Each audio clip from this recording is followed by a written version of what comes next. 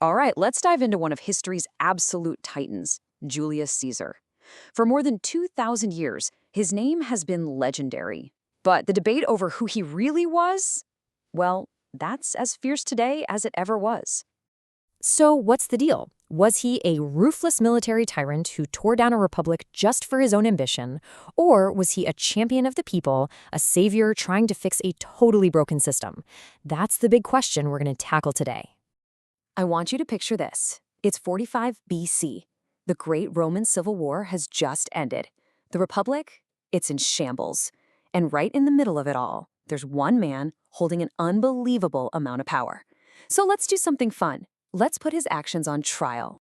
First up, let's look at Exhibit A, Caesar's super controversial land reforms from way back when he was first consul.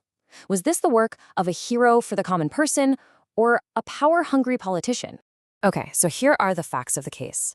Caesar put forward this bill to take the mountains of cash won in recent wars and use it to buy land, not for himself, but for 20,000 of the poorest Roman citizens, and for Pompey's veterans who'd been waiting forever for their retirement benefits. And this is the key part. The land would be bought at a fair price, paid for with war money, not new taxes. And this is where it gets tricky, because you can look at this one move in two completely different ways. On the one hand, you could say this reform was desperately needed. I mean, previous attempts to do something similar ended with the reformers getting killed. This helped thousands of people. But on the other hand, when the Senate tried to block him, Caesar just went around them. He used his powerful buddies, Pompey and Crassus, to basically force the bill through with intimidation. It was a total abuse of the system. And you know who had a big opinion on this? The ancient historians, who, by the way, were all rich aristocrats. A guy like Plutarch looked at this and said it wasn't how a respectable leader should act. To him, it was a radical play just to get the common people to love him. So you have to ask, was he solving a real problem, or was he just buying votes? Now let's move on to Exhibit B. After winning the Civil War, Caesar had absolute, total power. Everybody in Rome was expecting a bloodbath. But what he did next? It completely shocked everyone. Instead of revenge, Caesar announced a policy of forgiveness. He sent his most loyal, battle-hardened legions home, basically signaling the war was over for good. He refused to have a bodyguard. He even publicly forgave his biggest enemies, guys like Brutus and Cassius, and then gave them important jobs. He even had the statues of his dead rival Pompey put back up. And just to show you how wild this was, you have to look at the last dictator before him, a man named Sulla. Sulla ruled through pure terror. He posted prescription lists, which were literally just government-approved kill lists for his political rivals. Caesar, he did the exact opposite. He found lists of his enemies and burned them, just to make sure no one could be prosecuted later. He chose forgiveness over fear. But was it really genuine mercy? The famous speaker Cicero had a different take. He argued it was actually a brilliant political move. Think about it. By forgiving his enemies, Caesar made them owe him everything, their lives, their careers. It was almost impossible for them to stand against him after that. So was he a kind peacemaker or a stone-cold master manipulator? And that brings us to our final piece of evidence, Exhibit C, Caesar's massive reforms when he was dictator. Now that he had all the power, he started rebuilding the entire Roman government from the ground up. And the scale of what he tried to do was just huge. He fixed the free grain program to make sure it only went to the people who were truly desperate. He took on the massive debt crisis. He fought corruption by limiting how long governors could rule. He gave citizenship to more people to bring them into the fold. And he started these enormous building projects that gave jobs to tens of thousands. But one of his most controversial reforms, maybe the most, was what he did to the Senate.